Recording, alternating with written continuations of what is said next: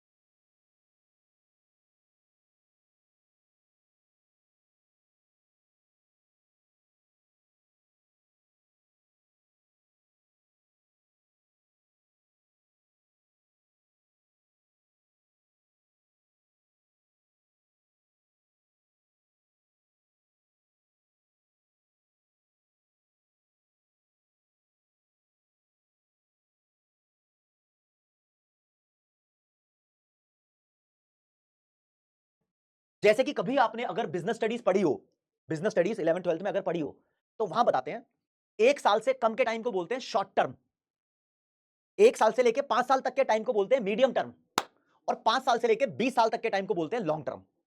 तो short term, medium term, long term, ऐसे business studies में ईयर्स में, नंबर ऑफ ईयर्स के हिसाब से ऐसे टाइम पीरियड की क्लासिफिकेशन होती है। लेकिन ये बिजनेस स्टडीज नहीं है, ये जो सब्जेक्ट आपको पढ़ा रहा हूं this is called business economics. यहां पर दोस्त टाइम को दो पार्ट में क्लासिफाई किया हुआ है। एक होता है शॉर्ट रन, शॉर्ट रन या शॉर्ट टर्म एक ही बात है इको में। एक होता है लॉन्ग रन या लॉन्ग टर्म, राइट। तो short period, short run, short term एक ही बात है, long period, long run, long term एक ही बात है। इको में टाइम को दो पार्ट में डिवाइड किया है, तीन में नहीं। और मंथ्स और ईयर्स के हिसाब से इको में डिवाइड नहीं किया। इको में बोलते हैं किसी भी धंधे का, किसी भी बिजनेस का ऐसा टाइम जहां पर उसकी इतनी बड़ी औकात हो गई है कि वो अपने सभी फैक्टर्स को चेंज कर सकता है, तो उस बिजनेस का टाइम लॉन्ग रन चल रहा है। जैसे कि अडानी, अंबानी, टाटा, बिड़ला, एयरटेल, ये सब बड़ी बड़ी कंपनीज है, ये कभी भी अपने लैंड, लेबर, कैपिटल, एंटरप्रेन्योर को इंक्रीज कर देती हैं, तो इनका लॉन्ग रन चल रहा है। तो लॉन्ग रन का मतलब वो टाइम पीरियड जिसमें एक फर्म अपने सभी फैक्टर्स को चेंज कर सकती है। लेकिन मेरे घर के पास एक छोले भटूरे की दुकान है, आजादी से लेकर आज तक 70 से ज्यादा साल हो गए हैं, 70 75 जो भी साल हो गए हैं उसको, 80 साल शायद, आज भी वो अपनी लैंड चेंज नहीं कर पाया। तो किसी भी धंधे का ऐसा टाइम जहां पर वो अगर अपने एक फैक्टर को भी चेंज नहीं कर पा रहा ना, तो बोलते हैं उसका शॉर्ट रन चल रहा है। तो शॉर्ट रन उस टाइम को बोलते हैं जहां पर किसी भी धंधे का कम से कम एक फैक्टर फिक्स्ड हो, दो फिक्स्ड हो, तीन फिक्स्ड हो, तब भी शॉर्ट रन है, राइट। लॉन्ग रन सिर्फ एक ही फेज है, लॉन्ग रन सिर्फ एक ही वो टाइम पीरियड है जहां पर सारे के सारे फैक्टर चेंजेबल हो, वेरिएबल हो। अच्छे से समझते हैं, ये तो मैंने बताया है आपको ऐसे ही बोल के, कंटेंट के हिसाब से देखते हैं मेरे दोस्त, राइट। ठीक है जी, ये लो जी, हरे रंग को यूज करते हैं। शॉर्ट रन लिखा हुआ है, short run it is that time period where at least one input remains fixed या फिर कांस्टेंट। टाइम पीरियड की बात हो रही है। मान लो चार फैक्टर होते हैं, आपका चार फैक्टर होते हैं ना, यहां लिख रहा हूं फिक्स्ड, यहां लिख रहा हूं वेरिएबल। आपकी कंपनी के अंदर आपका एक फैक्टर फिक्स्ड है और तीन वेरिएबल है, शॉर्ट रन चल रहा है तुम्हारा, ठीक है। दो फिक्स्ड है, दो वेरिएबल है, शॉर्ट रन। तीन फिक्स्ड है और एक वेरिएबल, शॉर्ट रन। चारों फिक्स्ड है और आपका कोई वेरिएबल है ही नहीं, ये वेरी शॉर्ट रन होता है। इसको यहां डिस्कस करना चाहिए था लेकिन अभी बताया नहीं हुआ यहां पर। इसको हम पढ़ेंगे चैप्टर नंबर 4 में, वहां पर एक छोटा सा टर्म आएगा तब पढ़ लेंगे, कोई दिक्कत नहीं है, मार्केट वाले चैप्टर में पढ़ेंगे, अभी इसको यहीं रखो। तो ये शॉर्ट रन है दोस्तों। अगर आपका मैं मानता हूं कि फिक्स्ड कोई है ही नहीं, सारे के सारे वेरिएबल है, तो इस टाइम को बोलेंगे लॉन्ग रन। ये टाइम आपका लॉन्ग रन है, तो लॉन्ग रन एक बहुत ही स्पेशल केस होता है, मैं बोलूंगा लॉन्ग रन का मतलब बहुत अच्छे दिन, और ये सारे के सारे शॉर्ट रन है। अब क्लैरिटी आई होगी आपके माइंड के अंदर। तो ये मैटर नहीं करता भाई, 1 साल 2 साल 20 साल 100 साल, हो सकता है किसी का शॉर्ट रन जिंदगी भर चले। तो शॉर्ट रन वो हालात है जब आपका एक फैक्टर अटका पड़ा है, ठीक है, ओके। लॉन्ग रन वो हालात है जब आपके सारे वेरिएबल है। वेरी, इंग्लिश में देखोगे वेरी का मतलब होता है चेंज, और वेरिएबल का मतलब हो गया चेंजेबल, राइट। तो लॉन्ग रन को हम प्लानिंग होराइजन भी बोलते हैं, प्लानिंग होराइजन या प्लानिंग होराइजन, इसको जस्टिफाई बाद में करूंगा। आप बस नाम देख लेना, पेपर में क्वेश्चन आ सकता है, प्लानिंग होराइजन कौन से टाइम को बोलते हैं, शॉर्ट रन को या लॉन्ग रन को। लॉन्ग रन को बोलते हैं क्योंकि लॉन्ग रन में हम प्लानिंग कर रहे होते हैं, वो चीज बाद में जस्टिफाई करूंगा, बस आप ध्यान रखो। तो it is that time period where all inputs या फैक्टर्स आर चेंजेबल, चेंजेबल मतलब वेरिएबल। ये क्लैरिटी तुम्हारे माइंड में होनी चाहिए बहुत बढ़िया तरीके से। अच्छा जी, फिर दोस्तों अब आपको पढ़ाऊंगा मैं नया टॉपिक जिसका नाम है प्रोडक्शन फंक्शन। ये पढ़ाने से पहले आपको समझाता हूं। प्रिया ने मुझे बताया था, एक लड़की है समोसे वाली, उसके समोसे की बहुत अच्छी दुकान है। उसको ये आइडिया रहता है, बहुत ज्यादा दिमाग लगाती है, टेक्निकल है, बहुत कैलकुलेशन उसको आती है। उसको पता है कि 5 किलो आलू यूज करने से 100 समोसे बनेंगे, ठीक है। तो 10 किलो आलू यूज करेगी तो 200 समोसे बन जाएंगे, उसको पता है, राइट। तो जब हम कोई नया बिजनेस खोलते हैं, फॉर एग्जांपल कुछ भी बना रहे हैं, एक एग्जांपल ले लो, समोसे बनाने का, गुलाब जामुन बनाने का, ब्रेड पकोड़े बनाने का, या फिर जूता बनाने का। जूता मतलब ऐसा ऐसा जूता है मेरे पास, राइट। जूता बनाने का बिजनेस की बात कर रहे हैं मान लो। अब शूज बनाने के बिजनेस की बात करूं तो दोस्तों, शूज बनाने के लिए मुझे मशीन भी चाहिए, शूज बनाने के लिए मुझे लेबर भी चाहिए। तो अगर मैंने शूज बनाने की कंपनी खोली और मैंने प्लान किया कि भाई मेरे को 5,000 शूज बनाने हैं, तो शूज को बनाने के लिए मेरे को कितने इनपुट चाहिए होंगे? 5,000 शूज एक महीने में बनाने हैं, ये मान के चलता हूं, ऐसे ही सिचुएशन कुछ भी अज्यूम कर रहा हूं, कितने इनपुट चाहिए होंगे? हो सकता है 5 मशीन और 10 लेबर, या हो सकता है 6 मशीन और 7 लेबर, कुछ भी हो। मतलब मेरे पास बहुत सारी ऐसी पॉसिबिलिटीज हैं कि कुछ ना कुछ अमाउंट ऑफ इनपुट लगेगा तब मैं आउटपुट को प्रोड्यूस कर पाऊंगा। तो आप एक बात जानते हो कि इनपुट यूज करके ही आउटपुट प्रोड्यूस कर सकते हैं। भाई इनपुट यूज होगा तभी तो आउटपुट निकलेगा, आलू यूज होगा तभी समोसा निकलेगा, ठीक है ना। रॉ मटेरियल, मशीन और लेबर को इस्तेमाल करेंगे तब जूता बनेगा। इनपुट यूज करके ही आउटपुट प्रोड्यूस कर सकते हैं। हर एक बच्चे को पता है कि इनपुट और आउटपुट के बीच में ये रिश्ता है, रिलेशनशिप है। लेकिन दोस्तों ये रिलेशनशिप कोई तुक्केबाजी का नहीं है। इस रिलेशनशिप में अच्छी खासी कैलकुलेशन है, अच्छा खासा मैथमेटिक्स है। एक कंपनी जब हम खोलते हैं ना, उसके अंदर एक अच्छी क्वांटिटी में गुड्स का प्रोडक्शन कर रहे होते हैं, तो कितने इनपुट की जरूरत है कि एक पर्टिकुलर आउटपुट को अचीव करने के लिए। फॉर एग्जांपल पर्टिकुलर अपनी मर्जी से जो मर्जी तुम बोल दो, मेरे को 1 लाख जूते बनाने हैं, तो बताओ कितने इनपुट लगेंगे। इसकी कैलकुलेशन के लिए एक प्रोडक्शन इंजीनियर हायर किया जाता है। तो वो इंजीनियर बहुत ज्यादा टेक्निकल कैलकुलेशन करता है और फिर बताता है भैया इतने इनपुट्स यूज करके आप इतने आउटपुट प्रोड्यूस कर सकते हो। तो इनपुट और आउटपुट के बीच में जो ये रिश्ता है वो बहुत टेक्निकल है, और इस टेक्निकल रिलेशनशिप को ही बोलते हैं हम प्रोडक्शन फंक्शन। तो आप बोलोगे कि प्रोडक्शन फंक्शन क्या होता है, तो इनपुट और आउटपुट के बीच का टेक्निकल रिलेशन प्रोडक्शन फंक्शन कहलाता है। ठीक है जी, मैंने यहां जैसे कि आपको बताया कि इनपुट और आउटपुट के बीच में एक गहरा रिश्ता है, उसे टेक्निकल रिलेशन बोलते हैं या मैथमेटिकल रिलेशन बोलते हैं। This relationship is called production function. एक बहुत छोटा सा टॉपिक है, लेकिन प्रोडक्शन फंक्शन क्योंकि टेक्निकल है तो उसकी इक्वेशन भी होती है, तो इक्वेशन भी देखेंगे। फॉर एग्जांपल भाई मैं बोलता हूं आपने साइकिल बनानी है, रशियन साइकिल ले लो, बहुत पॉपुलर हुई है एग्जांपल के तौर पे। 4 लेबर और 4 मशीन यूज करके आप 10 रशियन साइकिल बना सकते हो। 3 लेबर और 5 मशीन, 2 लेबर और 6 मशीन, ये सभी कॉम्बिनेशन को यूज करके आप 10-10 रशियन साइकिल बना सकते हो। लेकिन ये कौन बता रहा है, ये कॉम्बिनेशन बता रहा है आपको एक इंजीनियर टेक्निकल कैलकुलेशन करके। ये तुम पे डिपेंड करता है, तुम ऑनर हो बिजनेस के, तुम एंटरप्रेन्योर हो, तुम देखोगे भैया तुम्हें ये वाला कॉम्बिनेशन यूज करना है या ये वाला यूज करना है या ये वाला यूज करना है, बस उसने बता दिया है। तो इसके बेसिस पे हम अपनी डेफिनेशन निकाल लेते हैं मेरे दोस्त। क्या लिखी है, ये लिखा है प्रोडक्शन फंक्शन का मीनिंग पढ़ रहे हैं हम, तो इट इज अ मैथमेटिकल और technical relationship between between output and input. Input और आउटपुट के बीच में जो भी रिश्ता है उसको ही बोलते हैं प्रोडक्शन फंक्शन। अब जब भी कोई फंक्शन डिफाइन करते हैं, जैसे कि मैं आपको पहले के चैप्टर्स में पढ़ा चुका हूं, डिमांड फंक्शन, सप्लाई फंक्शन। तो फंक्शन जब भी पढ़ते हैं, यहां पर दो चीजों के बीच में रिश्ता होता है। एक चीज डिपेंडेंट होती है, एक चीज इंडिपेंडेंट होती है। तो यहां पर आप देख रहे हो जो मेरा आउटपुट है ये डिपेंडेंट वेरिएबल है। यहां पर वेरिएबल का मतलब चीज है, डिपेंडेंट मतलब ये डिपेंड करता है किसी चीज पे, और जिस चीज पर डिपेंड करता है उसको बोलते हैं इनपुट। तो इनपुट हुआ हमारा इंडिपेंडेंट वेरिएबल। जैसे मैंने आपको पढ़ाया था डिमांड फंक्शन। डिमांड फंक्शन एक फंक्शनल रिलेशनशिप है डिमांड और उसके फैक्टर्स में। तो डिमांड वहां डिपेंडेंट थी और वो फैक्टर्स इंडिपेंडेंट थे। सप्लाई फंक्शन पढ़ा, वो भी एक रिलेशनशिप है सप्लाई और उसके फैक्टर्स में। सप्लाई वहां पर डिपेंडेंट है, सप्लाई डिपेंड करती है उसके फैक्टर्स पे, तो फैक्टर्स हो गए इंडिपेंडेंट। प्रोडक्शन फंक्शन एक रिलेशनशिप है, प्रोडक्शन यानी आउटपुट और इनपुट में। तो यहां पर आउटपुट डिपेंड करता है कि तुम कितने इनपुट यूज करोगे, तो इनपुट यहां पर इंडिपेंडेंट वेरिएबल है। राइट, इसकी इक्वेशन लिखते हैं, यहां लिखते हैं output of good x, Q x का मतलब हो गया आउटपुट ऑफ कॉमोडिटी एक्स या गुड एक्स, क्योंकि एक्स भी लगा रखा है। एफ का मतलब फंक्शन, एल का मतलब लेबर, के का मतलब कैपिटल है, सी भी लिख सकते हो, इसमें कोई बड़ी बात नहीं है। ये तो एक ऐसे ही ऐसे लिख दिया मैथ्स की इक्वेशन है, लेकिन काम आती है इकोनॉमिक्स में, हमेशा आपको देखने को मिलती है कि प्रोडक्शन फंक्शन की इक्वेशन है। और दोस्तों मैंने यहां पर दो ही फैक्टर लिखे हैं क्योंकि मॉड्यूल में भी दो ही लिखे हैं। असलियत में आप ऐसे लिख सकते हो, quantity of output is function of land, labour, capital, entrepreneurship, ये भी है। लेकिन हम दो ही फैक्टर्स की बात करते हैं हर बार, क्योंकि जब भी हम ग्राफ बनाएंगे आगे देखोगे तो एक डायग्राम पे दो ही एक्सिस होते हैं, तो दो ही फैक्टर मेंशन कर सकते हैं, बाद में देखेंगे आगे जाके। तो प्रोडक्शन फंक्शन हो गया मेरे दोस्त। तो इससे रिलेटेड कुछ क्वेश्चंस भी कर लेते हैं, मजा आएगा आपको क्वेश्चन करके। हाँ जी, प्रैक्टिस भी हो रही है साथ के साथ। लिखा है which of the following is best definition of production function. 4 लाइनें लिखी हुई हैं, प्रोडक्शन फंक्शन की डेफिनेशन बताओ। देखो भैया, प्रोडक्शन फंक्शन में कहीं पर भी सप्लाई और प्राइस की बात नहीं की, ये गलत हो गई लाइन। प्रोडक्शन फंक्शन में हमने कहीं पर भी रेवेन्यू की बात नहीं की, कॉस्ट की बात नहीं की, ये भी गलत हो गई लाइन। मैं थोड़ा फास्ट चल रहा हूं, राइट। प्रोडक्शन फंक्शन के अंदर भैया हमने कहीं पर भी ऐसा वर्ड नहीं पढ़ा अभी तक मार्जिनल कॉस्ट, तो ये भी गलत हो गई। तो 3 तो गलत हो गई, यही सही होगी जो बची है, लेकिन फिर भी रीड कर लेते हैं। तो it is a relationship between the quantity of input needed to produce a given level of output. एक गिवन लेवल ऑफ आउटपुट को प्रोड्यूस करने के लिए कितने इनपुट चाहिए होंगे, इस रिश्ते की समझ को बोलते हैं प्रोडक्शन फंक्शन। जैसे कि मैंने बताया था अभी आपको कि 5000 जूते बनाने के लिए मुझे कितने इनपुट चाहिए होंगे, ऐसा कुछ चेक करना होता है प्रोडक्शन फंक्शन के लिए।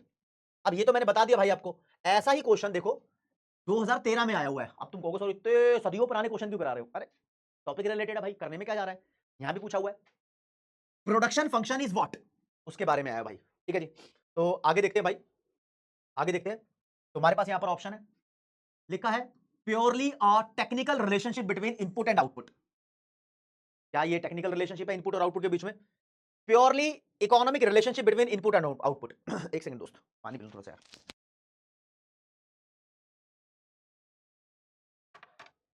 तो मेरे दोस्त ये थर्ड ऑप्शन लिखा हुआ है यहां पर, both the technical and economic relationship. Economic relationship मैंने नहीं पढ़ाया, इकोनॉमिक रिलेशन का मतलब होता है पैसों का रिलेशन, वो नहीं है। हमने टेक्निकल रिलेशन देखा कैलकुलेशन, तो ए वाला will be the right answer. पहले आया हुआ क्वेश्चन, ऑब्वियसली आपको करना चाहिए। ठीक है, अब मैं आपको पढ़ा रहा हूं अजम्पशंस ऑफ प्रोडक्शन फंक्शन। जब हमने ये प्रोडक्शन फंक्शन का कॉन्सेप्ट पढ़ा तो उसमें क्या अज्यूम किया, तो भाई कुछ बातें अज्यूम भी की है। हमने अज्यूम कर रखा है भाई कि जो relationship between inputs and output है ये एग्जिस्ट करता है for a specific period of time. ये एक स्पेशल पीरियड ऑफ टाइम के लिए एग्जिस्ट करता है। फॉर एग्जांपल, एक टेक्निकल इंजीनियर आया, मुझे बोल के गया कि 4 मशीन और 4 लेबर रख ले, एक महीने में 5000 जूतों का प्रोडक्शन हो जाएगा। तो ये एक महीने का प्रोडक्शन फंक्शन था। जिंदगी भर ऐसा नहीं होगा कि 4 लेबर और 4 मशीन रखेगा तो 5000 जूते जिंदगी भर बनते रहेंगे। समय के हिसाब से टेक्नोलॉजी बदलती रहती है, लेबर की कैपेसिटी बदलती रहती है, सब कुछ बदलता रहता है। तो जब हम प्रोडक्शन फंक्शन सेट करते हैं तो वो एक टाइम के लिए करते हैं, 1 साल, 1 महीना, 4 महीने, 10 दिन, ऐसे करके लिए। ठीक है ना। अगली असम्पशन है प्रोडक्शन टेक्नोलॉजी रिमेन्स कांस्टेंट। हमने टेक्नोलॉजी की कोई बात ही नहीं की। जब प्रोडक्शन फंक्शन का कॉन्सेप्ट पढ़ा तो हमने टेक्नोलॉजी को कांस्टेंट मान लिया, इसकी बात ही नहीं कर रहे हैं, सेम है ये, राइट, चेंज नहीं हुई। Output resulting from the use of input is the maximum level of output, यानी नो वेस्टेज। तो हम ये अज्यूम करके चल रहे हैं कि हम जितने भी इनपुट यूज करेंगे उससे जो भी हमारा आउटपुट प्रोड्यूस होगा वो मैक्सिमम क्वांटिटी है। यानी अगर मेरे को इंजीनियर बोल रहा है कि 4 मशीन 4 लेबर यूज करके आप 5000 जूते बना लोगे, तो ये मैक्सिमम आउटपुट है। इसको यूज करके 5000 एक जूता नहीं बन सकता, सिर्फ 5000 बनेगा। It shows the maximum amount of the good that can be produced by using the inputs. यानी हम रिसोर्स को वेस्ट नहीं कर रहे हैं, पूरा यूज कर रहे हैं। तो हमारी मान्यता है भाई, रिसोर्स वेस्ट नहीं करेंगे, टेक्नोलॉजी की बात नहीं होगी, और ये प्रोडक्शन फंक्शन एक स्पेसिफाइड पीरियड ऑफ टाइम के लिए होता है। ओके, रिपोर्ट मामला। आगे चलते हैं मेरे दोस्त। अब आपको बताऊंगा जो ये प्रोडक्शन फंक्शन है इसको 2 पार्ट में डिवाइड किया हुआ है। एक होता है दोस्त शॉर्ट रन का प्रोडक्शन फंक्शन, जिसे बोलते हैं शॉर्ट रन प्रोडक्शन फंक्शन। एक होता है लॉन्ग रन का प्रोडक्शन फंक्शन, जिसे बोलते हैं लॉन्ग रन प्रोडक्शन फंक्शन। देखो जी, अभी तक तो आप ये बात जानते हो कि टाइम को 2 पार्ट में क्लासिफाई किया है, एक शॉर्ट रन, एक लॉन्ग रन। शॉर्ट रन वो टाइम होता है जहां पर कम से कम एक फैक्टर फिक्स हो। लॉन्ग रन वो टाइम होता है जहां पर कोई फिक्स ना हो, सब कुछ वेरिएबल हो। लेकिन प्रोडक्शन फंक्शन को भी 2 पार्ट में डिवाइड कर दिया। तो दोस्त, शॉर्ट रन प्रोडक्शन फंक्शन वो रिश्ता है इनपुट और आउटपुट के बीच का जहां पर हम एक फैक्टर को फिक्स रख के, कम से कम एक फैक्टर को फिक्स रख के ये चेक करते हैं कि कितना मैक्सिमम आउटपुट हम प्रोड्यूस कर सकते हैं, राइट। और long run production function input और आउटपुट के बीच का वो रिश्ता है जहां पर फर्म के पास खुली छूट होती है कि वो सारे फैक्टर्स को चेंज करके ये चेक करे कि कितना मैक्स टू मैक्स प्रोडक्शन कर सकते हैं। तो रिश्ता ही चेक करना है। अब आगे देखो, शॉर्ट रन प्रोडक्शन फंक्शन को ज्यादा एक्सप्लेन किया जाता है एक लॉ के द्वारा, जिसे बोलते हैं लॉ ऑफ वेरिएबल प्रोपोर्शन। इसके द्वारा एक्सप्लेन करते हैं, इसको पढ़ेंगे आगे। और लॉन्ग रन प्रोडक्शन फंक्शन को एक्सप्लेन किया जाता है एक लॉ के द्वारा, जिसे बोलते हैं law of returns to scale. इनके मीनिंग तभी समझ में आएगा जब मैं समझाऊंगा, अभी तो सिर्फ नाम बताया है। लेकिन सबसे पहले एक मीनिंग देख लेते हैं यार। शॉर्ट रन प्रोडक्शन फंक्शन के लिए क्या लाइन है, लॉन्ग रन प्रोडक्शन फंक्शन के लिए क्या लाइन है। तो लाइंस ये लिखी हुई है हमारे कंटेंट के लिए। Meaning of short run production function बता रहा हूं। तो short run production function shows the maximum amount, amount का मतलब क्वांटिटी है यहां पर, मैक्सिमम क्वांटिटी ऑफ गुड या service that can be produced by a set of firms assuming at least one input remains unchanged या फिर फिक्स्ड। अगर हम ये बात अज्यूम कर ले कि कम से कम एक फैक्टर कांस्टेंट रहेगा, 2 भी रह सकते हैं, तो ये चेक करना कि इनपुट से कितना मैक्सिमम आउटपुट हम प्रोडक्शन कर सकते हैं, इनपुट यूज करके मैक्स टू मैक्स कितना आउटपुट हम प्रोड्यूस कर सकते हैं, ये चेक करने को बोलते हैं शॉर्ट रन का प्रोडक्शन फंक्शन। और ये प्रोडक्शन फंक्शन सभी फर्म्स के लिए बोल रखा है, सभी सेट ऑफ फर्म्स के लिए हम इसको मान सकते हैं। हाँ, मान सकते हो भाई, इसको ऐसे भी लिख सकते हैं, output of good X is function of, मान लो, लेबर और कैपिटल। मैं कैपिटल के ऊपर ऐसा निशान लगा दूं तो इसका मतलब हो गया कैपिटल कांस्टेंट है और लेबर वेरिएबल है। एक फैक्टर कांस्टेंट, एक फैक्टर वेरिएबल, तो ये शॉर्ट रन प्रोडक्शन फंक्शन बन गया। कोई टेंशन वाली बात है नहीं। अच्छा जी, लॉन्ग रन प्रोडक्शन फंक्शन में क्या होगा भाई? लॉन्ग रन प्रोडक्शन फंक्शन में क्या होगा भाई? यहां पर सारे फैक्टर्स को चेंज कर सकते हैं, बस इतना लिख देंगे। हाँ, अच्छा जी, इतना लिख देंगे। हाँ भाई, हाँ, इतना ही लिख देंगे, टेंशन क्यों ले रहे हो तुम? ठीक है, तो यहां लाइन लिखी है आपके meaning of long run production function. तो long run production function shows maximum quantity of good या services that can be produced by a set of inputs। हाँ, यानी मैक्सिमम क्वांटिटी, बहुत सारे इनपुट्स को यूज करके तुम कितनी प्रोड्यूस कर सकते हो, ये अज्यूम कर रहे हैं कि firm is free to vary, vary मतलब change, firm is free to change the amount of all inputs being used. जो भी इनपुट्स यूज होने, फर्म फ्री है भैया, सारे चेंज कर सकती है। तो सभी इनपुट्स को चेंज करके कितना output max to max produce किया जाता है, इस रिश्ते को लॉन्ग रन प्रोडक्शन फंक्शन बोलते हैं। अब देखो, जब मैं मॉड्यूल खोलूंगा मेरे दोस्त, ये चैप्टर नंबर 3 है, theory of production and cost. यहां पर थ्योरी ऑफ प्रोडक्शन आपको टाइटल दिखाई दे रहा है। इसके अंदर अभी तक की बात करूं तो आपको एक रेफरेंस देना चाहता हूं। देखो दोस्त,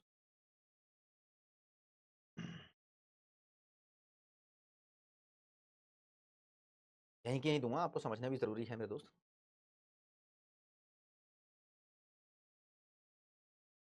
आजा आजा आजा आजा आजा। एक लाइन है मॉड्यूल में जो लिखी हुई है, देखो जी, प्रोडक्शन फंक्शन के लिए, ये देखो जी, ये लाइन लिखी है, यहां लिखा हुआ है, मतलब एक इक्वेशन है, लिखा है output is function of A B C D N. मतलब यहां पर कितने भी इनपुट तुम यूज कर रहे हो, इनपुट हम यहां लिखते हैं और ऐसे लिखते हैं, output of good X is function of labour and capital. तो लेबर और कैपिटल इनपुट है, तो यहां पर A B C D N ये सब के सब डिफरेंट डिफरेंट फैक्टर्स यानी इनपुट्स अज्यूम किए हुए हैं। तो ऐसे भी आप लिख सकते हो, कैसे भी करके, बच्चा कंफ्यूज ना हो जाए, कहीं कहीं उसको देखने को मिले ये सब इक्वेशन, तो इसलिए बता रहा हूं। और भाई पॉल ए सैमुअल्सन भाई साहब थे, उन्होंने एक स्पेशल लाइन दी थी, तो हो सकता है ये लाइन तुम्हारे पेपर में लिखी हो और आपसे पूछे कि ये लाइन किसने दी थी प्रोडक्शन फंक्शन के बारे में, तो यहीं से मॉड्यूल से रीड करवाना मैं पसंद कर रहा था, तो इसलिए यहां पर आपको लेके आया। The relationship between maximum amount of output can be produced and the input required to make that output, this is called production function. ये स्पेशली सैमुअल्सन भाई साहब ने बोला। देखो जी, मैंने आपको क्या पढ़ाया दोस्त, मैंने आपको पढ़ाया प्रोडक्शन फंक्शन की आसान डेफिनेशन। प्रोडक्शन फंक्शन एक टेक्निकल रिलेशन है इनपुट और आउटपुट के बीच में, लेकिन सैमुअल्सन ने बोला प्रोडक्शन फंक्शन एक ऐसा रिलेशनशिप है जहां पर हम देखते हैं कि इनपुट्स यूज करके मैक्स टू मैक्स कितना आउटपुट प्रोड्यूस कर सकते हैं। हाँ तो ठीक बोल रहा था वो भी, वैसे भी हम ऐसे चेक करते हैं। ओके, आगे लाइन देख लो, बोलता है production function is defined for a given state of technology. मतलब जब भी हम प्रोडक्शन फंक्शन डिफाइन करते हैं तो ये मान के चलते हैं कि टेक्नोलॉजी गिवन है, गिवन का मतलब होता है constant unchanged, and the maximum amount of output can be produced with given quantity of input. तो हम ये मान के चलते हैं कि दिए हुए इनपुट्स में मैक्स टू मैक्स कितना आउटपुट प्रोड्यूस कर सकते हैं, यानी बेसिकली नो वेस्टेज हम यहां पर मान के चलते हैं, और टेक्निकल नॉलेज को भी कांस्टेंट मान के चलते हैं, गिवन है, राइट। सैमुअल भाई साहब ने बोला इसकी लैंग्वेज को रिवर्स कर दो, रिवर्स, तो एक नई लाइन निकल के सामने आती है। ये कहता है भैया एक डिजायर्ड लेवल ऑफ आउटपुट को प्रोड्यूस करने के लिए कम से कम इनपुट कितने चाहिए होंगे, आप ऐसे भी बोल सकते हो, जैसे कि बोलता है इतने इनपुट को यूज करके मैक्स टू मैक्स कितना आउटपुट प्रोड्यूस कर सकते हो, ये प्रोडक्शन फंक्शन है। और ये आउटपुट प्रोड्यूस करने के लिए मिनिमम कितने इनपुट चाहिए होंगे, ये भी प्रोडक्शन फंक्शन है। तो उल्टा भी बोल रहा है, क्या लिखा है, it can also be defined as the minimum quantity of various input that are required to yield का मतलब होता है give a given quantity of output, मतलब कम से कम कितने इनपुट चाहिए होंगे एक क्वांटिटी ऑफ आउटपुट को अचीव करने के लिए। लोग वैसे प्रोडक्शन फंक्शन प्रैक्टिकल लाइफ में बताओ कैसे बनाते हैं। लोग बोलते हैं भाई, पहले ना एक बिजनेसमैन सोचता है, ये सोचता है कि मेरे को पानी की बोतल, मान लो पानी की बोतल का बिजनेस अपना, वो बोलता है कि मेरे को 1 लाख पानी की बोतल बनानी है, उसने डिसाइड कर लिया भाई इतनी पानी की बोतल बनानी है। फिर वो प्रोडक्शन इंजीनियर को बुलाता है और बोलता है बता इसके लिए इनपुट कितने चाहिए होंगे। हाँ ऐसा ही होता है, मतलब जो भी गिवन लेवल ऑफ आउटपुट है इसको प्रोड्यूस करने के लिए मिनिमम कितने इनपुट चाहिए होंगे, minimum quantity of various inputs. तो ऐसे ही होता है प्रैक्टिकल लाइफ में, तो बाकी किताब की भाषा मैंने आपको बताई दी है। अच्छा, और बड़ा मेरा मतलब क्या था दोस्तों, जब ये प्रोडक्शन फंक्शन हम पढ़ रहे हैं शॉर्ट रन लॉन्ग रन, इसके बाद आप देखोगे आपको एक टॉपिक दिया हुआ है इधर, लॉ ऑफ वेरिएबल प्रोपोर्शन। इस टॉपिक को अभी मैं बीच में छोड़ रहा हूं, इसको बाद में पढ़ाता हूं मैं, तो कोई बच्चा ये ना बोले कि सर ये वाला टॉपिक आपने बीच में स्किप किया है, क्योंकि इससे पहले मैं आगे का एक टॉपिक पढ़ाता हूं जिसे बोलते हैं law of returns to scale, वो पढ़ाऊंगा। ये डायग्राम वायग्राम दिखा के आपको अभी डराऊंगा नहीं, हाँ जी, अभी मैं आपको ये पढ़ाऊंगा रिटर्न्स टू स्केल, जो कि लॉन्ग रन के लिए लॉ बना हुआ है। तो आप अभी प्लीज हाथ जोड़ के रिक्वेस्ट है आपसे, लॉन्ग रन पे फोकस करो, ये मैंने क्लैरिटी दे दी है, शॉर्ट रन पे फोकस मत करो। आई रिपीट, लॉन्ग रन का मतलब एक ऐसा टाइम जहां पर सारे फैक्टर चेंजेबल है, मतलब सारे फैक्टर्स वेरिएबल हैं, आप ये मान के चलना। अच्छा जी, ऐसी बात है कि हाँ जी सारे फैक्टर्स वेरिएबल है, ये है जी लॉन्ग रन। तो भैया लॉन्ग रन प्रोडक्शन फंक्शन पढ़ रहे हैं हम, लॉन्ग रन प्रोडक्शन फंक्शन को समझने के लिए एक लॉ बनाया है जिसे बोलते हैं law of returns to scale. अब यहां पर एक एक शब्द की पहले मीनिंग जानते हैं। स्केल का मतलब क्या होता है दोस्तों, स्केल का मतलब होता है इनपुट। अच्छा, रिटर्न का मतलब क्या होता है, रिटर्न का मतलब होता है बेनिफिट। अच्छा, हाँ, जैसे नहीं बोलते भाई रिटर्न ऑन इन्वेस्टमेंट बता, मतलब इन्वेस्टमेंट करने से मुझे क्या बेनिफिट मिलेगा, इन्वेस्टमेंट के रिटर्न में मुझे क्या फायदा होगा, रिटर्न ऑन इन्वेस्टमेंट होता है ना। ऐसे रिटर्न्स टू स्केल का मतलब होता है कि आप इनपुट यूज करोगे तो उसका बेनिफिट आपको क्या मिलेगा, आप इनपुट को लगाकर सभी इनपुट को बदलकर कितना आउटपुट जनरेट कर सकते हो, ये रिटर्न्स टू स्केल है। बहुत आसान सा लॉ है दोस्तों। I repeat, single single scale यानी इनपुट, और रिटर्न्स टू स्केल का मतलब बेनिफिट्स ऑफ इंक्रीजिंग इनपुट। और बेनिफिट क्या होता है भाई? इनपुट बढ़ाने से एक ही बेनिफिट होता है, हमें मिलता है आउटपुट। प्रिया खुद बोलती है कि आलू, मैदे का आटा, मसाला और तेल इंक्रीज करने से मैं समोसे ज्यादा प्रोड्यूस कर सकती हूं, आउटपुट ज्यादा प्रोड्यूस कर सकती हूं। तो इसके बीच का रिश्ता देखते हैं दोस्तों। अब देखो, एक मस्त सी आपको बात बताऊंगा। Law of returns to scale long run के लिए लागू होता है। लॉन्ग रन में बार बार इसलिए बोल रहा हूं कि यहां पर सारे फैक्टर को चेंज कर सकते हैं। तो अब आप एक बात मान के चलो कि लॉन्ग रन के अंदर तीन पॉसिबिलिटीज है। तीन पॉसिबिलिटीज है। आप अपने इनपुट को इंक्रीज करो, फॉर एग्जाम्पल 50% से इंक्रीज करो, तो ये गारंटी है भाई दोस्त मेरे, लॉन्ग रन में ये गारंटी है कि जब आप अपने इनपुट को इंक्रीज करोगे तो उसकी वजह से आपका आउटपुट पक्का इंक्रीज होगा। ये गारंटी है लॉन्ग रन में, ये हम मान के चलते हैं। आप इनपुट इंक्रीज करोगे तो definitely your output will increase. लेकिन हो सकता है कि आपने 1% इनपुट इंक्रीज किया हो तो आपका आउटपुट 1% से ही इंक्रीज हो, या फिर आधा परसेंट से इंक्रीज हो, या फिर 2% से इंक्रीज हो। पॉसिबिलिटी कुछ भी हो सकती है। मेरी थ्योरी वाली लैंग्वेज में मैं ये बोलना चाहता हूं कि जिस परसेंटेज में, जिस प्रोपोर्शन में हम इनपुट को यूज करते हैं, आउटपुट किसी भी प्रोपोर्शन में इंक्रीज हो सकता है। वो इक्वल प्रोपोर्शन में, या मोर देन प्रोपोर्शन में, या लेस देन प्रोपोर्शन में, किसी भी प्रोपोर्शन में यूज हो सकता है, मतलब इंक्रीज हो सकता है। मस्त रिपीट करता हूं दोबारा, आपको ये मत सोचना प्रिया कौन है, एक इमेजिनरी है, हमारे एग्जांपल में सेट होती है तो बढ़िया, राइट। हाँ, इनपुट इंक्रीज करने से आउटपुट इंक्रीज होगा, ये पक्की डेफिनेशन है, ठीक है। हाँ, ये मान के चलो कि भाई साहब अगर मैंने 50% इनपुट बढ़ाए, बार बार लिख रहा हूं, इनपुट 50% बढ़ाए, 50% बढ़ाए, जो भी मेरे पास लैंड, लेबर, कैपिटल, एंटरप्रेन्योर है, सबको 50% इंक्रीज कर दिया। मान लो मेरे पास हर एक की क्वांटिटी 100 थी, तो हर एक की क्वांटिटी इंक्रीज हो गई 150 हो गई, तो मेरा आउटपुट कितना इंक्रीज होगा?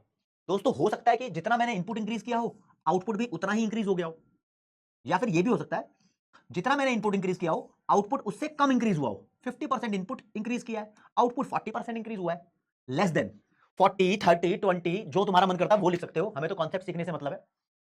अगर आपने 50% इनपुट इंक्रीज किया है तो हो सकता है कि आपका आउटपुट 90%, 100%, 200% से इंक्रीज हो जाए। तो तीनों में से कोई भी पॉसिबिलिटी हो सकती है।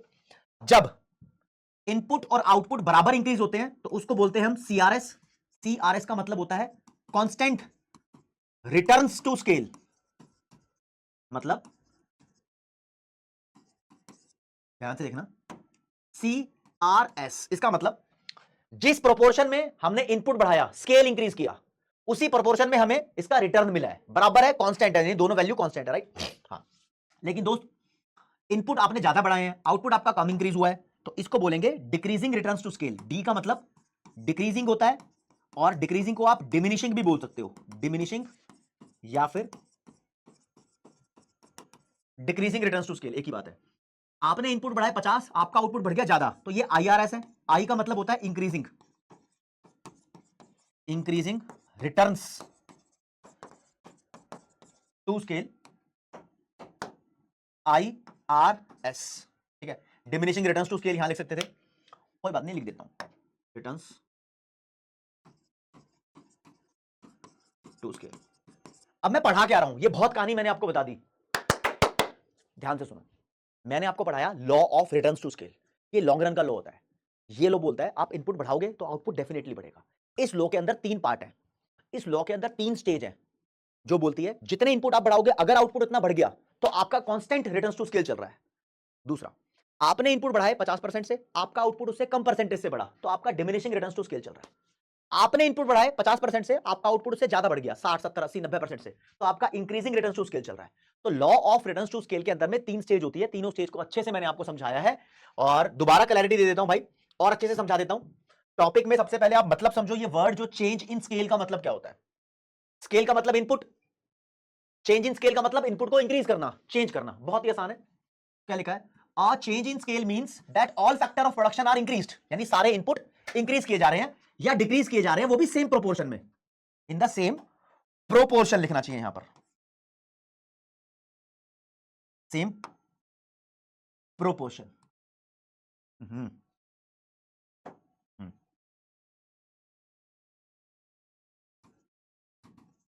देखो जी, ये लिखा मैंने लेबर, ये लिखा मैंने कैपिटल, मेरी 10 लेबर थी, 10 कैपिटल हो गई, ठीक है। इससे मैं आउटपुट प्रोड्यूस कर रहा था 1000 यूनिट का, कोई भी चीज है, मान लो जूता है। अगर मैं लेबर को 20 कर दूं, कैपिटल को भी 20 कर दूं, तो यानी मैंने अपने इनपुट्स को सेम प्रोपोर्शन में इंक्रीज कर दिया। ये मान के चलते हैं, मैं ऐसा नहीं मान के चल रहा भाई कि लेबर को मैं 11 कर रहा हूं और कैपिटल को मैं 30 कर रहा हूं, ये सेम रेशो में चेंज नहीं हुए, ऐसी असम्पशन नहीं है, लेकिन रियल लाइफ में तो ऐसा ही होता है। खैर इसको छोड़ो, जो हमारी बुक की नॉलेज है उसको लो। हम ये मान के चल रहे हैं कि अपने फैक्टर को हम सेम रेशो में चेंज करते हैं। अब अगर मेरा आउटपुट यहां पर सेम रेशो से चेंज हो गया, आपने इनपुट डबल किए थे, आउटपुट भी डबल हो गया, तो ये कांस्टेंट रिटर्न्स टू स्केल है। लेकिन आपका आउटपुट डबल से भी ज्यादा बढ़ जाता, 3 गुना बढ़ गया, मान लो 1000 से 3000, तो ये इंक्रीजिंग रिटर्न्स टू स्केल है। लेकिन अगर आपका आउटपुट 1.5 गुना बढ़ गया, 1000 से 1500, इनपुट हुए डबल, आपका आउटपुट लेस देन डबल बढ़ा है, तो ये डिमिनिशिंग रिटर्न्स टू स्केल है, राइट। हाँ, तो चेंज इन स्केल का मतलब इनपुट्स का इक्वल रेशो में बढ़ना। जिस रेशो में एक इनपुट बढ़ा है, उसी रेशो में दूसरा इनपुट बढ़ेगा। ये है चेंज इन स्केल का असली मतलब। हाँ, इंक्रीज करो या डिक्रीज करो, दोनों बातें पॉसिबल है चेंज में। तो अच्छा, ढंग से समझो law of returns to scale को दोबारा से। बार बार इसलिए समझाता हूं ताकि पहली बार में अगर कोई प्रॉब्लम रह गई हो तो दूसरी बात में वो क्रैक हो जाएगी।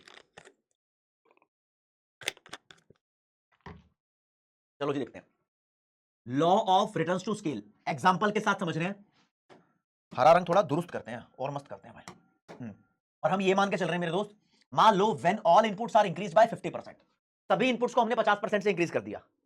अगर हमारा आउटपुट भी 50% से इंक्रीज हो गया तो बोलेंगे कांस्टेंट रिटर्न्स टू स्केल चल रहा है। तो कांस्टेंट रिटर्न्स टू स्केल या सीआरएस एक ही बात है। ये वो सिचुएशन है जहां पर परसेंटेज इंक्रीज इन आउटपुट और परसेंटेज इंक्रीज इन इनपुट दोनों बराबर होते हैं, यानी दोनों ही 50% है। इनपुट 50% तो आउटपुट भी 50%, राइट। तो हम बोल देते हैं अगर हमने इनपुट 50% से बढ़ाए थे और आउटपुट भी इंक्रीज हो गया 50% से, तो इट इज कॉल्ड सीआरएस, यानी कांस्टेंट रिटर्न्स टू स्केल। और मेरे दोस्त, सीआरएस का एक मस्त नाम है, CRS is also referred as linear homogeneous production function.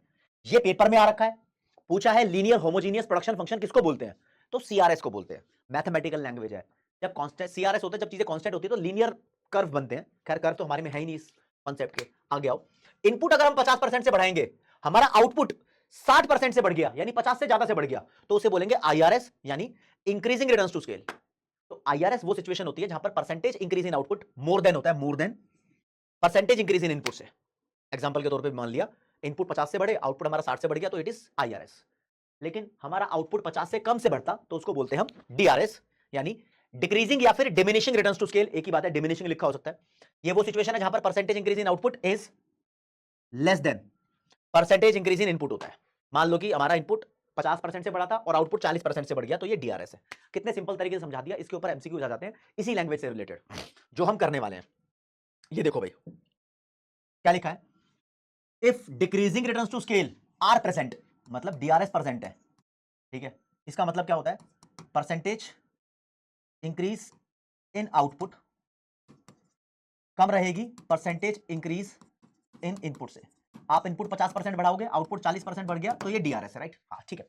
Then if all input are increase by 10%, तो क्वेश्चन में लिखा है भाई मान लो इनपुट 10% से बढ़ गए, तो डीआरएस है तो आउटपुट 10 से कम बढ़ेगा ना, 9 8 7 6 कुछ भी लिखा हो, कम बढ़ेगा। तो लिखा है output will also decrease by 10%, गलत। इनपुट आपने इंक्रीज किए हैं, law of returns to scale में बोला है इनपुट इंक्रीज होंगे तो आउटपुट डेफिनेटली इंक्रीज होगा, और यहां तो डिक्रीज है, कॉन्सेप्ट ही गलत हो गया। Output will be increase by 10%, input भी 10% से आउटपुट भी 10% से इंक्रीज हो गया, तो ये कांस्टेंट रिटर्न्स टू स्केल होगा, तो ये भी गलत हो गया। हम तो डीआरएस में देख रहे हैं, output will be increase by less than 10%, yes this is right, ये डीआरएस है, राइट। सी वाले के साथ जाएंगे। ऐसे क्वेश्चन आ रहे हैं भाई, बताओ ना, कर पाओगे नहीं कर पाओगे। Output will be increase by more than 10%, तो ये इंक्रीजिंग रिटर्न्स टू स्केल हो गया। बस, कितने आसान और टुच्चे क्वेश्चन है, बहुत मजा आने वाला है पेपर में अगर इससे क्वेश्चन आ गया तो। एक और ले लो, एक और ले लो, देखो क्या लिखा है, which of the following statement describe increasing returns to scale. IRS को कौन सी स्टेटमेंट डिफाइन करती है, पढ़ते हैं एक एक करके। Doubling of input used leads to doubling of output, आपने इनपुट डबल किया तो आउटपुट भी डबल हो गया, यानी दोनों सेम प्रोपोर्शन में चेंज हुए हैं, तो ये कांस्टेंट रिटर्न्स टू स्केल है। अच्छा, increasing input by 50% leads to 25% increase in output, input ज्यादा इंक्रीज हुए, आउटपुट कम इंक्रीज हुआ, तो डिक्रीजिंग रिटर्न्स टू स्केल हो गया। अगला, इंक्रीजिंग इनपुट बाय 1/4, देखो लैंग्वेज क्या है, 1/4 का मतलब होता है दोस्त 25%, leads to increase in output by 1/3, 1/3 का मतलब हो गया 33%। आपने इनपुट 25% बढ़ाए, आउटपुट 33% बढ़ गया, यस ये है increasing returns to scale, output ज्यादा परसेंटेज से बढ़ गया। यहां पर काफी सारा बच्चा बी आंसर दे देता है और वो गलत हो जाता है, तो इसलिए प्रैक्टिस भी साथ में करनी बहुत जरूरी है। अच्छा भाई, अब थोड़ा गियर शिफ्ट करते हैं। मैं आपको दो लॉन्डो के बारे में बताना चाहूंगा। एक लॉन्डे का नाम है कॉब और दूसरे लॉन्डे का नाम है डगलस।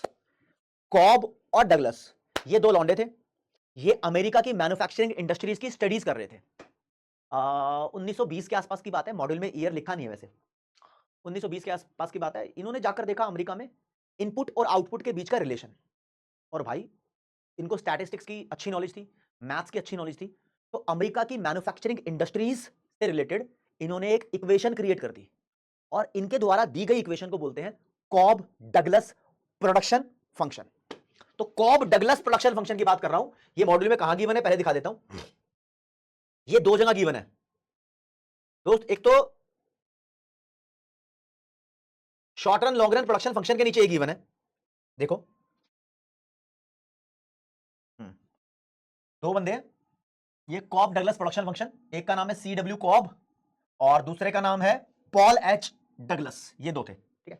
आइए पढ़ाता हूं इसके बारे में। एक तो यहां गिवन है छोटा पोर्शन, फिर बड़ा सा पोर्शन बहुत बाद में दिया है मॉड्यूल ने, एक साथ देना चाहिए था। मैं आपको एक साथ ही पढ़ाऊंगा, एक साथ ही पढ़ाऊंगा।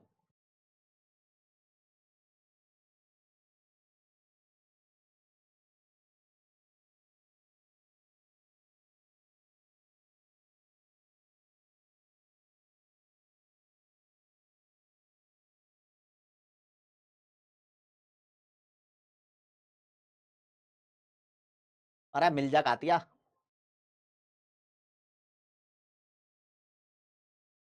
हाँ, एक ये दिया हुआ है ऐसा ऐसा करके, ये कुछ लिखी हुई है इससे रिलेटेड बातें। यहाँ कुछ लिखा हुआ है, यहाँ दोबारा लिखा हुआ है कॉब डगलस प्रोडक्शन फंक्शन।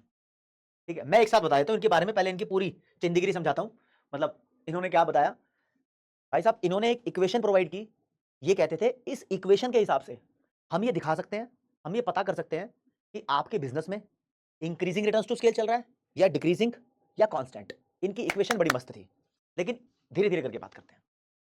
जब ये 1920 में अमेरिका की मैन्युफैक्चरिंग इंडस्ट्रीज को स्टडीज करने गए, तो इन्होंने वहां पर यह स्टडी किया कि हम जितने इनपुट इंक्रीज करते हैं ना, आउटपुट भी उतना इंक्रीज होता है। तो इनपुट और आउटपुट दोनों सेम परसेंटेज से इंक्रीज होते हैं। इन्होंने पता किया कि अमेरिका में भैया कांस्टेंट रिटर्न्स टू स्केल चलता है। लेकिन कुछ टाइम बाद इनको अकल आई, देखा है भाई पूरी दुनिया में तो ऐसा नहीं हो रहा। तो 1950 के बाद, लगभग 20-30 साल बाद, 40-50 के दशक के अंदर शायद, टाइम से तुम्हारा कोई मतलब नहीं है, तुम्हारे कोर्स में नहीं है, इन्होंने दोबारा अपनी इक्वेशन को बदला और बताया भाई कुछ भी हो सकता है। वो क्या हो सकता है, क्या पॉसिबिलिटीज थी, कैसे किया, वो सब देखते हैं। चलो जी, कॉब और डगलस पे चलते हैं। अमेरिका की मैन्युफैक्चरिंग इंडस्ट्रीज को ये स्टडी कर रहे थे। तो भाई साहब, सबसे पहले तो बाद की बात बताता हूं, बाद की बात, जो लेटेस्ट बात है वो बताता हूं सबसे पहले, क्योंकि वही जाननी जरूरी है। ठीक है, इन्होंने एक इक्वेशन दी। इक्वेशन है आउटपुट इज इक्वल टू के एल सी। समझाता हूं, आउटपुट का मतलब क्वांटिटी, जो भी चीज तुम प्रोड्यूस कर रहे हो, इज इक्वल टू के। के कैपिटल नहीं है इनके लिए, के कोई भी कांस्टेंट वैल्यू है। ये साइज ऑफ इंडस्ट्री हो सकता है, तुम्हारी इंडस्ट्री कितनी बड़ी है। लेबर और कैपिटल, कैपिटल को इन्होंने सी बोला है। ये इक्वेशन दी, एल की खोपड़ी पे लिख दिया ए, सी की खोपड़ी पे लिख दिया बी। ये क्या है, ए और बी, ये समझाता हूं दोस्तों। इन्होंने बोला बी का मतलब है कि तुम्हारे आउटपुट को प्रोड्यूस करने में कैपिटल का कितना कंट्रीब्यूशन है। तो it is contribution of capital in production. और ए का मतलब है लेबर का contribution, contribution of labour in production. भाई देखो, जैसे कि खेती का काम होता है एग्रीकल्चर का, तो एग्रीकल्चर में मशीन इतनी इस्तेमाल नहीं होती, तो कैपिटल का कम कंट्रीब्यूशन होता है, लेबर का ज्यादा कंट्रीब्यूशन होता है। तो ऐसे काफी सारे धंधे होते हैं, किसी में कैपिटल का ज्यादा कंट्रीब्यूशन है, लेबर का कम कंट्रीब्यूशन है, यानी कैपिटल ज्यादा चाहिए, लेबर कम चाहिए। काफी सारे ऐसे हैं। तो उस हिसाब से इन्होंने मैथमेटिकली ये कंट्रीब्यूशन डिसाइड किए। और भाई इन्होंने बताया कि तुम्हें लॉजिक में जाने की जरूरत नहीं है, जैसा हम बोलते हैं सिर्फ वैसा समझो। तो ये बोलते थे अगर ए और बी को प्लस कर दो, ए और बी को प्लस कर दो और आंसर 1 आ रहा है, तो समझ जाओ कांस्टेंट रिटर्न्स टू स्केल चल रहा है। अगर ए और बी को प्लस करके आंसर 1 से ज्यादा आ रहा है, तो समझ जाओ इंक्रीजिंग रिटर्न्स टू स्केल चल रहा है। अगर ए बी प्लस करके आंसर 1 से कम आ रहा है, तो समझ जाओ डिमिनिशिंग रिटर्न्स टू स्केल चल रहा है। फॉर एग्जांपल, ये भाई साहब बोलने लगे आप ऐसा करो, अगर तुम्हें क्वेश्चन में ऐसे लिखा है quantity of output is equal to K labour capital, right, quantity of output is equal to K labour capital, quantity of output is equal to K labour capital. अगर आपको लिखा है कहीं पेपर में इधर 1/2, इधर 1/2।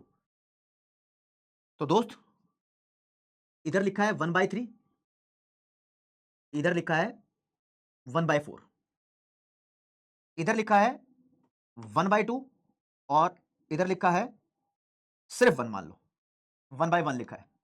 तो बोलते हैं भाई ये है ए और ये है बी, दोनों को प्लस करो, ए प्लस बी, ए है 1/2, बी भी 1/2, दोनों को प्लस करोगे 1 आ रहा है, तो आप मान लो कांस्टेंट रिटर्न्स टू स्केल चल रहा है। इनका ये कहना था। अच्छा जी, ये है जी 1/3 और ये है जी 1/4। 1/3 और 1/4 दोनों को अगर आप प्लस करोगे तो भाई कैलकुलेटर तुम्हारे पास होता ही है, तुम आसानी से प्लस कर सकते हो। ये 33% है, ये 25% है, तो दोनों को प्लस कर लेना। 4 और 3 7/12 आएगा वैसे तो, नॉर्मल सी कैलकुलेशन, लेकिन मैं कैलकुलेटर उठा ही लूं ताकि छोटी सी भी गलती हम ना करें। ठीक है, 7/12 0.58 आ रहा है। ठीक है, तो ये आंसर 1 से कम है, तो इसको बोलो आप डिमिनिशिंग रिटर्न्स टू स्केल। फिर इधर चेक करो, a प्लस बी 1/2 प्लस 1, ये आंसर 1.5 होता है जो कि 1 से ज्यादा है, आप इसको बोलो इंक्रीजिंग रिटर्न्स टू स्केल। ऐसे आएंगे पेपर में, इक्वेशन लिखी होगी, आपसे पूछेगा कौन सा चल रहा है। तो ये कॉब डगलस भाई साहब बोलते थे। फॉर एग्जांपल एक मुश्किल सा क्वेश्चन अगर इनके हिसाब से हम सॉल्व करना चाहें तो भाई ये पेपर में आ गया। मान लो लिखा है Q is equal to 2L और C, मान लो ऐसे लिखा हुआ है Q is equal to 2LC। पूछ रहा है जी ये कॉब डगलस के हिसाब से कौन सा रिटर्न्स टू स्केल चल रहा है, इंक्रीजिंग डिक्रीजिंग कांस्टेंट। तो बच्चा कहेगा अरे पढ़ाया कुछ और था, पेपर में कुछ और आ गया। दोस्तों यहां पर थोड़ी सी बेसिक मैथ की जरूरत पड़ेगी। 2 तो तुम्हारा K हो गया, कोई भी कांस्टेंट वैल्यू। अब ये अंडर रूट का मतलब होता है हाफ पावर, लेबर की पावर हाफ, कैपिटल की पावर हाफ, ये होता है अंडर रूट का मतलब। अगर मैं बोल रहा हूं 4 अंडर रूट है तो ये मतलब ये 4 की पावर हाफ है, राइट। तो मैंने इन दोनों की पावर हाफ कर दी और हाफ हाफ प्लस करो 1 आएगा। 1 आ गया तो कांस्टेंट रिटर्न्स टू स्केल है, यहां ये आंसर सी वाला आंसर बन जाएगा। इस तरीके से सोचना है। एक और सोच देख लो अपनी भैया, लो जी। तो ये मैंने आपको कॉब डगलस के बारे में आज की बात बताई है, ये लेटेस्ट इक्वेशन है उनकी, लेकिन 1920 में उन्होंने एक पुरानी इक्वेशन दी थी। इनको लगता था, गलती थी उनकी ये, इन्होंने इक्वेशन दी थी ये output is equal to K labour की पावर ए और कैपिटल की पावर 1 माइनस ए, मतलब इसको बी नहीं बोलता था वो, 1 माइनस ए बोलता था पहले। और ये भाई साहब कहते थे कॉब और डगलस कि आप इसको और इसको प्लस कर दो, ए प्लस में ये जो लिखा है 1 माइनस ए, आपका आंसर हमेशा 1 आएगा। ए से तो ए कैंसिल ही हो जाएगा, हमेशा 1 आएगा, तो हमेशा सीआरएस चलता है, जो कि गलत था। ये शुरुआत में कॉब डगलस के द्वारा इक्वेशन दी गई कि अमेरिकन मैन्युफैक्चरिंग इंडस्ट्रीज के अंदर सीआरएस चल रहा है। फिर बाद में इन्होंने अपडेट किया और फिर ये इक्वेशन दी जो मैंने आपको पहले सिखाई है, ये इक्वेशन इन्होंने बाद में दी। तो आपसे पहले बात की कहानी तो नहीं पूछेगा, बस आपसे पूछ लेगा कि बताओ जी कॉब और डगलस शुरुआत में क्या अज्यूम करके चलते थे। तो ये अज्यूम करके चलते थे सीआरएस, जहां पर इन्होंने देखा भी कि भाई लेबर का कंट्रीब्यूशन प्रोडक्शन प्रोसेस के अंदर 3/4 होता है। अभी आएगी वैल्यू सारी आएगी, देखो स्टोरी पढ़वाता हूं, लो जी शुरू से लेके आखिरी तक कॉब और डगलस के बारे में। फेमस स्टैटिस्टिकल प्रोडक्शन फंक्शन इन्होंने दिया, स्टैट्स के ऊपर बेस्ड प्रोडक्शन फंक्शन था कॉब डगलस प्रोडक्शन फंक्शन, जो कि पॉल एच डगलस और CW कॉब के द्वारा दिया गया, यूएसए में स्टडी करी थी और ये प्रोडक्शन फंक्शन बनाया था किस चीज के ऊपर, अमेरिकन मैन्युफैक्चरिंग इंडस्ट्रीज के ऊपर। तो आपसे कंट्री का नाम भी पूछ सकता है। तो इन इट्स ओरिजिनल फॉर्म, ये ओरिजिनल फॉर्म है भाई प्रोडक्शन फंक्शन की, कॉब डगलस वाले की ओरिजिनल फॉर्म है ये, जो नकली जो गलत थी, ठीक है, इसको ओरिजिनल फॉर्म बोलते हैं। बोलता है this production function applies not to an individual firm. ध्यान रखना, जो इनका ओरिजिनल प्रोडक्शन फंक्शन था वो किसी इंडिविजुअल फर्म के लिए नहीं था, किसी कंपनी के लिए नहीं था, बल्कि but to the whole of manufacturing industries in the United States. ये पूरे अमेरिका की मैन्युफैक्चरिंग इंडस्ट्रीज के लिए था, यानी सभी फैक्ट्रीज के लिए था जहां पर कुछ भी प्रोड्यूस हो रहा है, मैन्युफैक्चरिंग उसको बोलते हैं जहां पर कुछ भी बन रहा है। तो in this case output is manufacturing production and inputs used are labour and capital. कहता है इस केस में आउटपुट का मतलब जो भी मैन्युफैक्चरिंग हो रही है, और इनपुट दो इन्होंने अज्यूम किए थे, लेबर और कैपिटल, सबको नहीं ले पाया था। तो कोब डगलस प्रोडक्शन फंक्शन की इक्वेशन ये थी Q is equal to K labour की पावर ए और कैपिटल की पावर 1 माइनस ए। फुल फॉर्म लिखी हुई है, लेबर का मतलब क्वांटिटी ऑफ लेबर, और के एंड ए दोनों पॉजिटिवली कांस्टेंट वैल्यू है, ठीक है, कोई भी प्लस की वैल्यू है, माइनस में नहीं हो सकती ये वैल्यूज, राइट। ठीक है जी, अभी चल रही है पुरानी बातें। इन्होंने कंक्लूजन ड्रॉ किया from this famous statistical study. Conclusion ये था कि labour contributed about 3/4 and capital about 1/4 of the increase in manufacturing production। ये भी पेपर में आ सकता है कि इन्होंने शुरू शुरू में जो ओरिजिनल प्रोडक्शन फंक्शन दिया उसमें ये बताया कि लेबर का कंट्रीब्यूशन 3/4 होता है और कैपिटल का कंट्रीब्यूशन 1/4 होता है। जैसे कि इनकी इक्वेशन थी भैया, के लेबर की पावर ए कैपिटल की पावर 1 माइनस ए, ये पुरानी इक्वेशन है। तो हमेशा बोलता था भैया हमने पाया है ए की वैल्यू 3/4 और 1 माइनस ए की वैल्यू 1/4, इन दोनों को प्लस करोगे 1 ही आएगा। कांस्टेंट रिटर्न्स टू स्केल ही चल रहा है, ठीक है। इन्होंने देखा although the Cobb Douglas production function suffers from many shortcomings, shortcomings मतलब प्रॉब्लम्स। लोग इस पे डाउट करने लगे, क्या बकलोली है ये, सीआरएस ही आ रहा है, ऐसा असलियत में थोड़ी होता है। तूने क्या कर दिया, ये कह रहे थे भैया हमने सिर्फ स्टडी किया है और देख के यही पता लगा है, ठीक है। तो it is extensively used economics as an approximation, तो इसको अंदाजे, अप्रोक्सीमेशन का मतलब इकोनॉमिक्स में इसको अंदाजे के तौर पर ही यूज कर लेते हैं। लेकिन ये बात पुरानी हो गई, 20 साल बाद इनको अकल आई और इन्होंने नया प्रोडक्शन फंक्शन दिया, जिसकी इक्वेशन आपको मैंने ये पढ़ाई, यही वाला आपको ध्यान रखना है। और मॉड्यूल में इसको यहां कुछ ऐसे दिखाया हुआ है। तो मैंने आपको पूरा कॉब डगलस प्रोडक्शन फंक्शन एक साथ पढ़ा दिया, मॉड्यूल की तरह ऐसे नहीं रखा कि कुछ पोर्शन पहले और कुछ पोर्शन बाद में, राइट। अच्छा जी, अच्छा जी, यही फर्ज होता है एक टीचर का, भाई आपको सिस्टमैटिकली पढ़ाए, जैसे भी चीजें चल रही हैं उस हिसाब से पढ़ाए।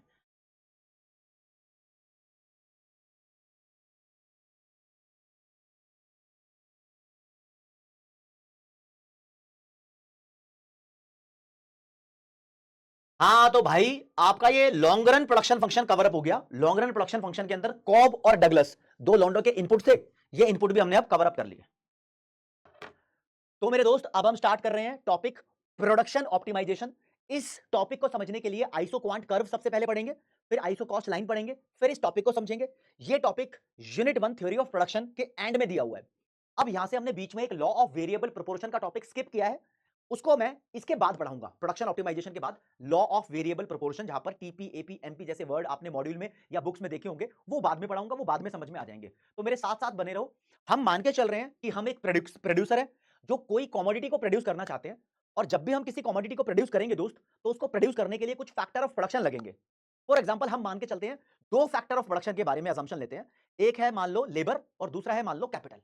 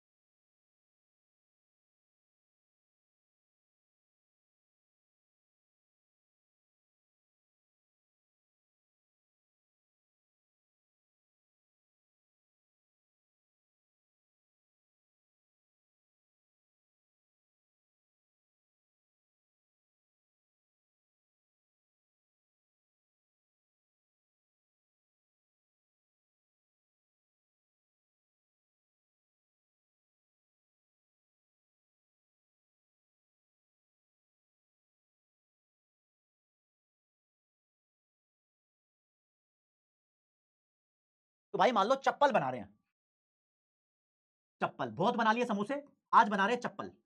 तो वो चप्पल बना रहे हैं जिससे पापा पीटते हैं, ठीक है, ठीक। तो चप्पल बनाने के लिए फैक्ट्री खोलनी पड़ेगी। फैक्ट्री में चाहिए तुम्हें लेबर्स और फैक्ट्री में चाहिए मशीन। मशीन में कैपिटल आ जाएगी, कैपिटल को मशीन मान लो, कैपिटल के अंदर machine, raw material, equipment, tool, पैसा सब आता है, राइट? हाँ। तो भाई तुम्हें पता है कि प्रोडक्शन फंक्शन एक टेक्निकल टास्क है। अगर आप एक फैक्ट्री के मालिक हो और आप ये डिसाइड कर चुके हो कि भाई आपको 1000 चप्पल बनानी है एक हफ्ते में, आपको पता होना चाहिए क्योंकि धंधा आपका है, आप ओनर हो, आप एंटरप्रेन्योर हो, आप डिसाइड कर चुके हो कि कितनी क्वांटिटी ऑफ चप्पल यानी कमोडिटी आपको प्रोड्यूस करनी है। आप पहले ये डिसाइड करोगे कि कितना प्रोडक्शन करना है, फिर आप प्रोडक्शन इंजीनियर के पास जाओगे, उसको बोलोगे बताओ जी इतनी चप्पल बनाने में कितनी लेबर लगेगी और कितनी कैपिटल लगेगी ये मुझे बताओ। दोनों ही लगेगी ऑब्वियसली, राइट? तो लेबर बोल सकता है देखो जी, मतलब वो इंजीनियर बोल सकता है देखो जी ये रखी लेबर, ये लिखी कैपिटल। आप 1000 चप्पल की क्वांटिटी, क्वांटिटी यहां लिख रहा हूं, 1000 चप्पल की क्वांटिटी बना सकते हो अगर आप एक लेबर के साथ 10 मशीन यूज करो तो। ऐसे उसने बोल दिया। तो आपने बोला अच्छा कुछ और ऑल्टरनेटिव भी है क्या, कुछ और ऑप्शन भी है क्या? तो भाई प्रोडक्शन इंजीनियर है, बहुत ज्यादा स्टडी करके आता है, तो उसने बोला अगर आप 2 लेबर के साथ 6 कैपिटल लगाओगे तो भी 1000 चप्पल बन जाएगी। अच्छा जी, हाँ। अगर आप 3 लेबर यूज करोगे और मशीन कर दोगे 3 तो भी 1000 चप्पल की क्वांटिटी प्रोड्यूस हो जाएंगी। अगर आप 4 लेबर के साथ एक मशीन यूज करोगे तो भी 1000 चप्पल प्रोड्यूस हो जाएंगी। तो ऐसा असलियत में होता है। एक प्रोडक्शन इंजीनियर आपको असलियत में समझाता है कि आपके पास लेबर और कैपिटल के बहुत सारे कॉम्बिनेशन अवेलेबल हैं। कॉम्बिनेशन नंबर 1 कि 1 लेबर और 10 कैपिटल लगाओ, कॉम्बिनेशन नंबर 2 2 लेबर और 6 कैपिटल, कॉम्बिनेशन नंबर 3 3 लेबर और 3 कैपिटल, कॉम्बिनेशन नंबर 4 कि 4 लेबर और 1 कैपिटल लगाओ, आप 1000 क्वांटिटी ऑफ चप्पल यानी कोई भी कमोडिटी जो आप मैन्युफैक्चर कर रहे हो उसको प्रोड्यूस कर सकते हो। और अगर मैं इन सभी पॉसिबिलिटीज को एक ग्राफ पर प्लॉट करूंगा तो मेरे सामने एक कर्व आएगा। उस कर्व को बोलेंगे आइसो क्वांट कर्व, राइट? अब धीरे धीरे समझाऊंगा आपको आइसो का मतलब क्या होता है और क्वांट